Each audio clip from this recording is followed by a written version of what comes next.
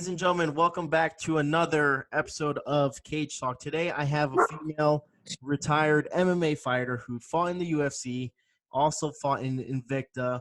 We have Hurricane Heather Jo Clark. How you doing today? I'm good, thank you. How are you? I'm good. What kind of dog do you have? I got two. They are being. I gotta shut the blinds, even though it makes it. Is that too dark? No, it's okay. No, it's fine. They're just seeing. I got one laying here, and then Bug is getting in her thing right here. So yeah, they like to bark. Oh, all right. So again, Sorry.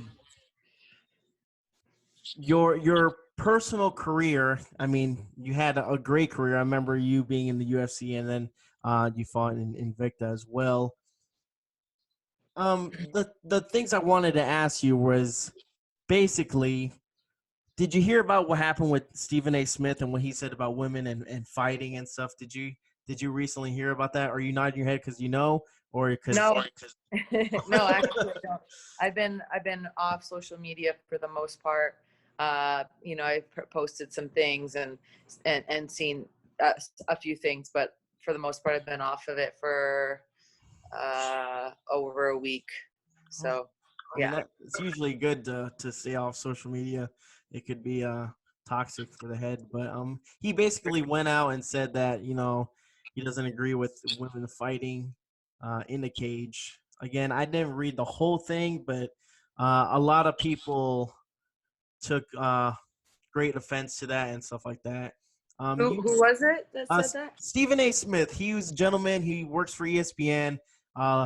African American. He talks mostly about basketball and football and stuff like that. It's very loud, obnoxious, and I mean that's his persona.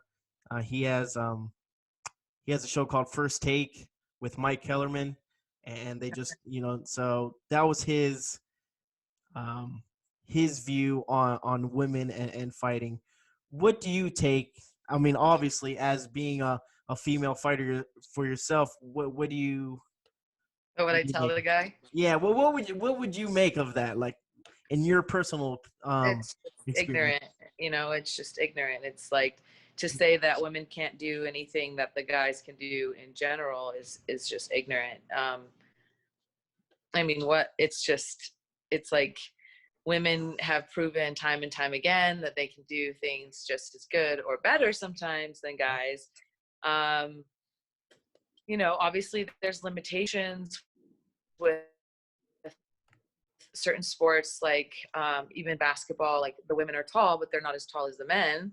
Mm-hmm. So, there's things like that. But when you look at the sports like boxing and MMA, soccer, even hockey, I feel like, because I played hockey, I feel like there's not a lot of comparison.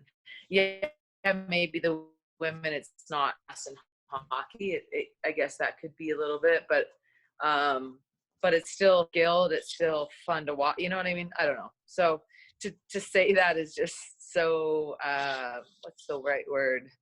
Just ignorant and behind in times. Like, where are you at, man? Like, do you know it's 2021? Yeah, no, definitely. I completely agree. I mean, I was talking to a friend of mine today, and we were talking about just female fighters in general. And sometimes the female fighters, I mean, they're a little bit more, let's say, they go after it. There's no holding back. And even like technique wise, I mean, some of these females have better techniques than some of the MMA, the males. Yeah, and it doesn't really matter if it's female or male. I mean, if you love the sport and stuff, you're gonna still watch it regardless who's in the cage.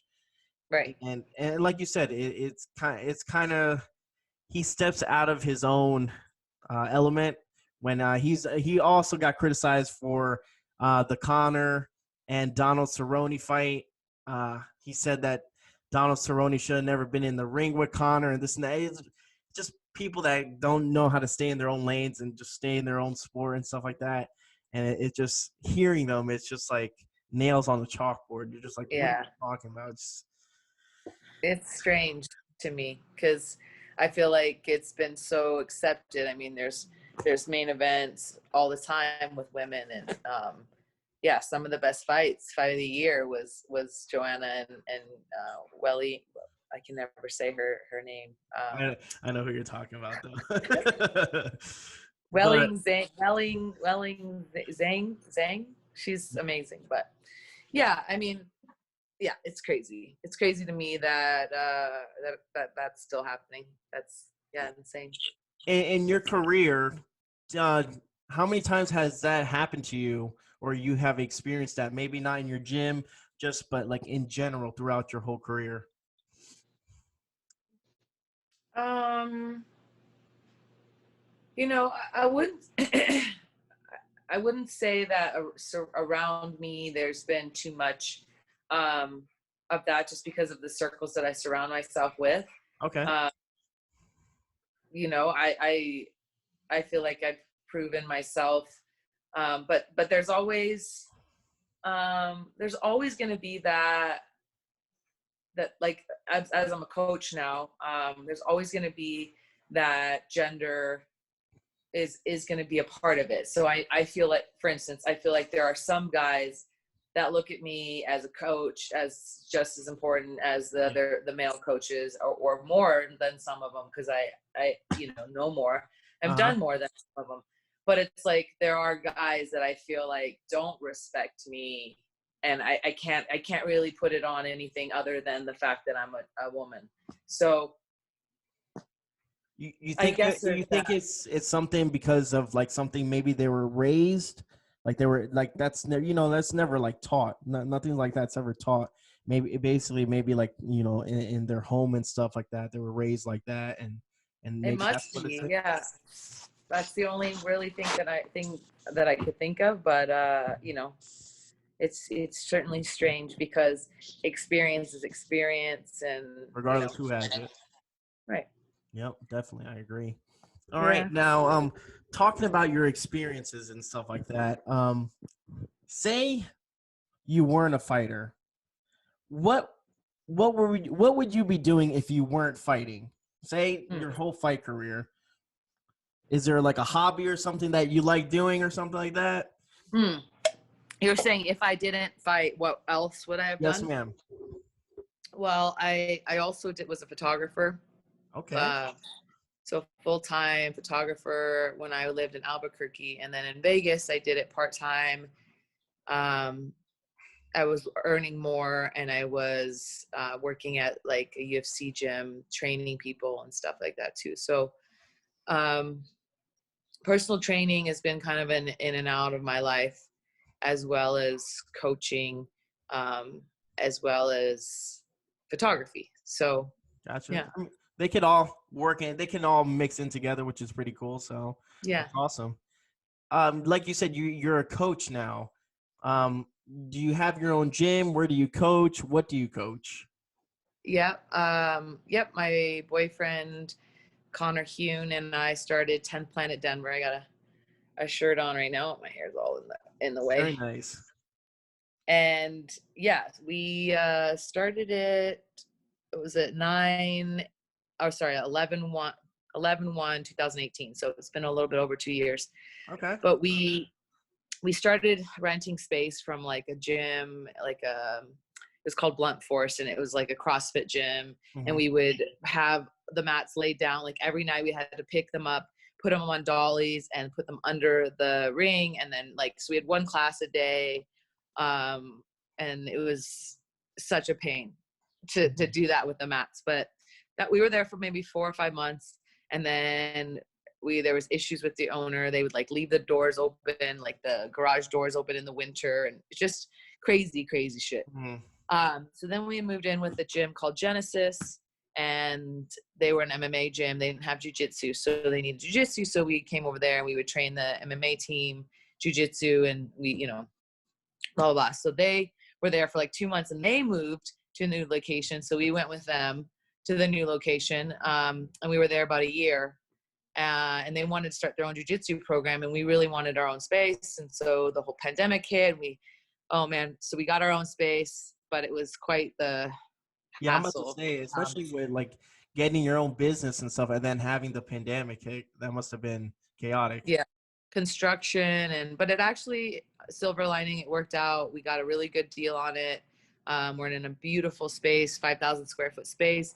And now we have classes all day long. We're starting an MMA team very shortly. We're starting kids classes. We have like, we just hit 200 members the other day. So we're growing. Yeah.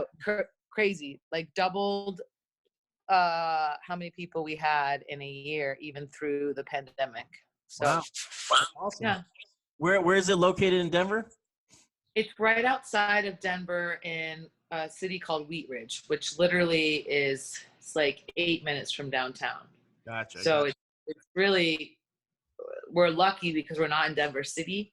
And so with the whole thing, so we've actually been lucky because we're so close, yet we're not in the city. And it was something that Connor was like really worried about when we first moved, because he wanted it to be in Denver proper because we're 10 Planet Denver, but it's like, it saved us in the long run, and it's cheaper, and it's right there. It's really close to lots of things. And it's a great location with parking, and in the city it'd be, you know, difficult for parking, whereas our gym has, and it's right next to a CrossFit gym, so there's like, yeah, there's just tons of access, and it's good.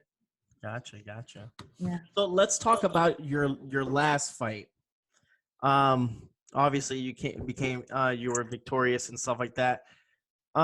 Did you know that it was your last fight? No, I did not. So how did that come to play? I was training. So after that, you know, I was hoping to get one more fight in Invicta and then get back in the UFC. Mm-hmm.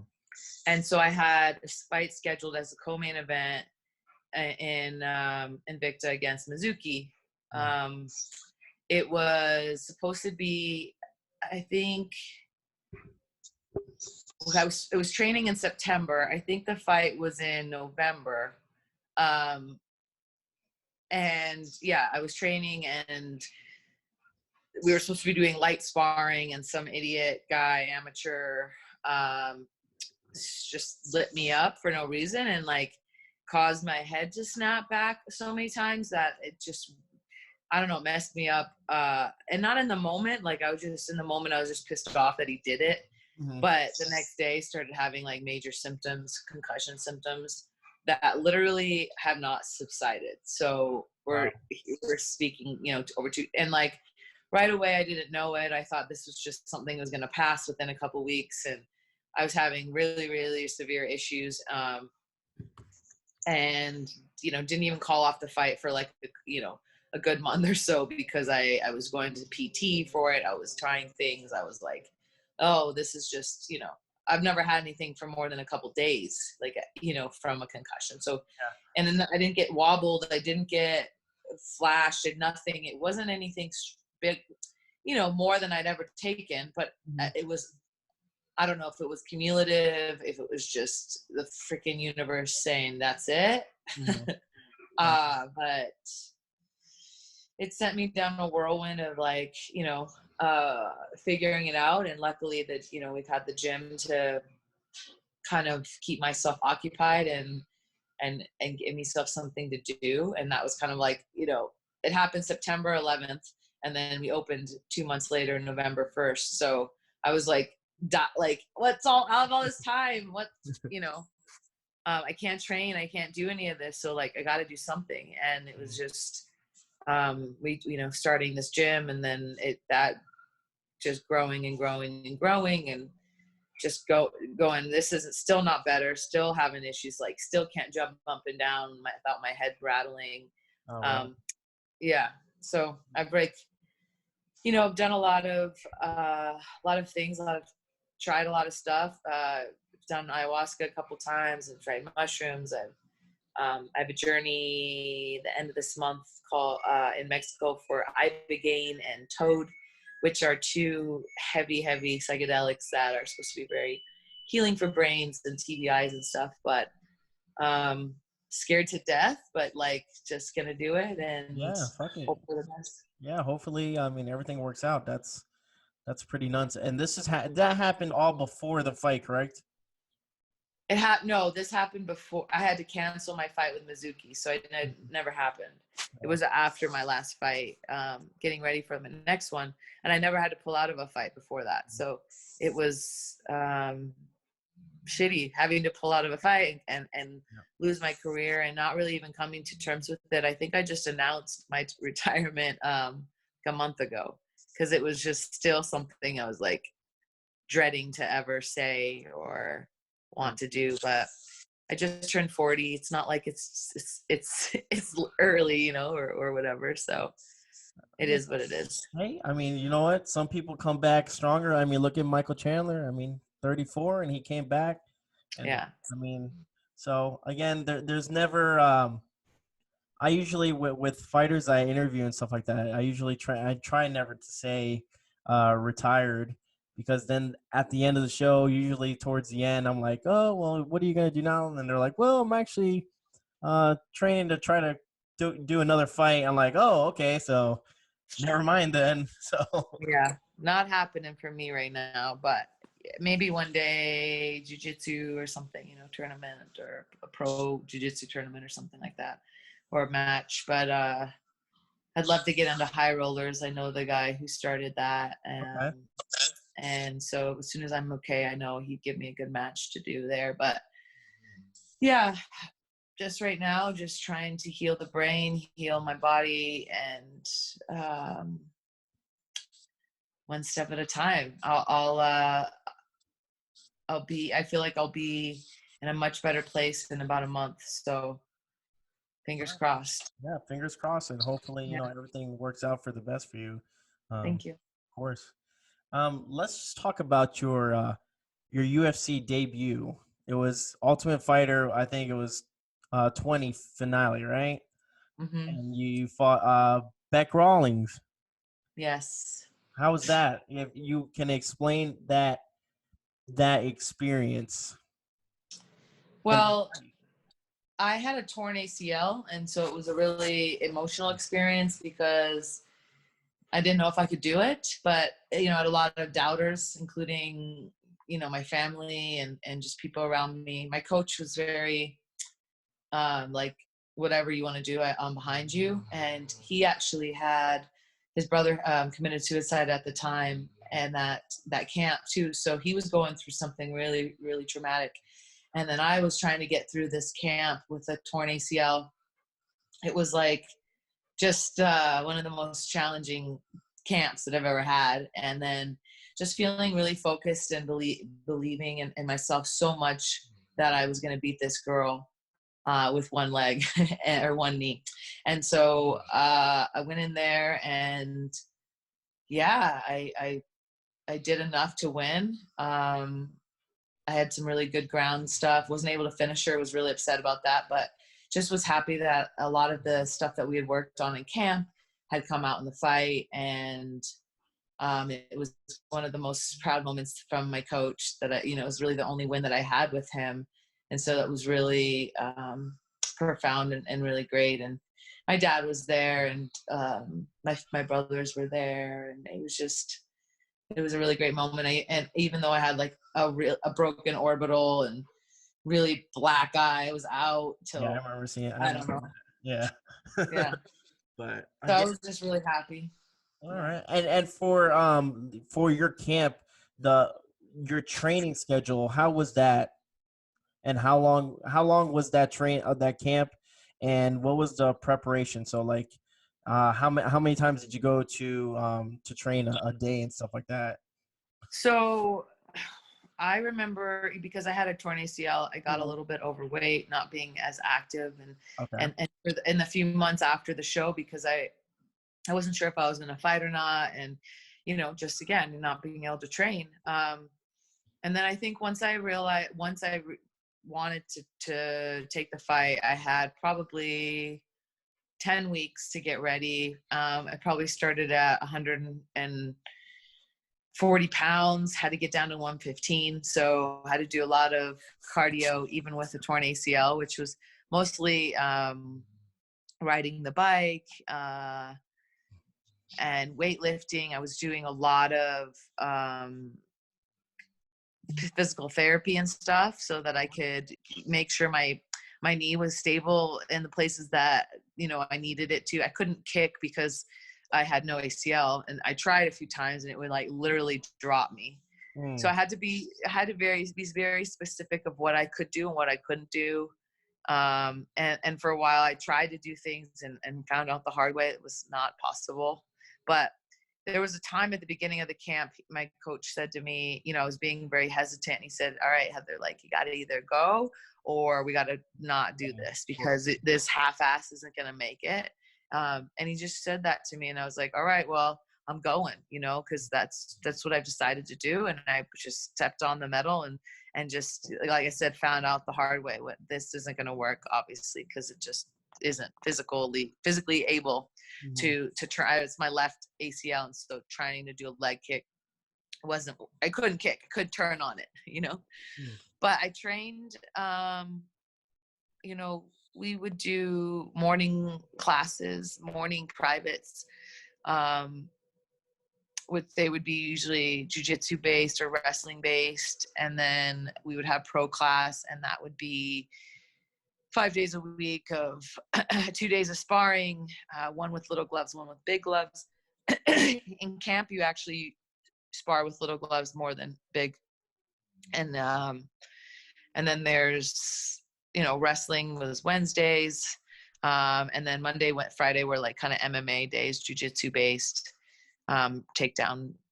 And then we would, you know, I would do strength conditioning at some time in there as well, and PT, just mixed in there. Okay. As well as just conditioning, as, you know, trying to get the weight down. It's hectic, you know, you're trying to make sure you get all the vitamins and you get all the supplements and you get all the pre-workout and the post-workout and making sure you're fueled, but still losing weight. And it's a full-time, you know, it's really a full-time job. You have to be very disciplined to make it happen. And I miss that. But at the same time, I enjoy my freedom of like just eating what I want. Especially in Denver, they got some good. I remember having some buffalo burgers over there when I went, so not too bad over there. I'm vegan, so I don't know anything about that. Oh shit! Sorry, my bad. The burger's good though. But for the night before the fight, your mindset and any rituals or anything that you do before to go to sleep or just before the fight in general. There's some that actually develop a pattern and stuff like that they do constantly. Sure. You know, I have one thing that was kind of the same before every fight was getting my hair braided the day of the fight. I don't like to get it done the day before because I don't like to sleep like that. And excuse me, I used to get my dad was at every fight except for my last one. My dad would always tell me, like, oh, we need to get you some sugar. You need some sugar. So we'd always get some candy bars or something. But later on in my career, I tried to do more healthy sweets and stuff like that. But yeah, we would go, there were a lot of times we would go to weigh-ins, go eat, and then go see a movie. Because, you know, you could sleep in the next day or whatever. So we'd go see a movie and then come back, wake up. I would go get some breakfast, and then make sure that I had some lunch because you need energy for the evening. And that was pretty much it. But then as I got more and more into my career, the last few fights in the UFC and Invicta, they meant so much more. There was so much more on the line. That it really actually was really hard for me to eat. I was very nervous. I was a lot more anxious and like, I don't know, and just a different place. It's weird. Beginning of my career, I just like was so confident and so like, I don't know, just sure I was gonna win. Just a bigger stage, you know, more on the line and stuff like that. But yeah. So it was definitely, I definitely felt that. And I didn't shy away from it. You know, it was like, bring it on. There was never a part of me that was like, I don't want to do this because of this feeling. Like, I just got a lot out of getting through that and having those feelings and just still getting out there and performing. Yeah, it sucks that I can't do it, but it's amazing. I think of it as just a privilege to have done it, to have experienced it, to not be 40 now and think, oh, I wish I would have done that. Yeah, you never So want to live with regret, especially like fighting. Like, man, it could have been something else. And then guess what? That's what's gonna get you back in the cage. That yeah, regret, absolutely. But again, I know you got to go soon. Yeah. I just want to say, you know, always room for you. You've been a fan favorite. I mean, everyone loves you. It's awesome that you have this gym that you're helping out and you're passing on what to younger fighters and fighters all around the world. So that's awesome, and I'm glad that you're Thank doing you. good with this pandemic. That's awesome.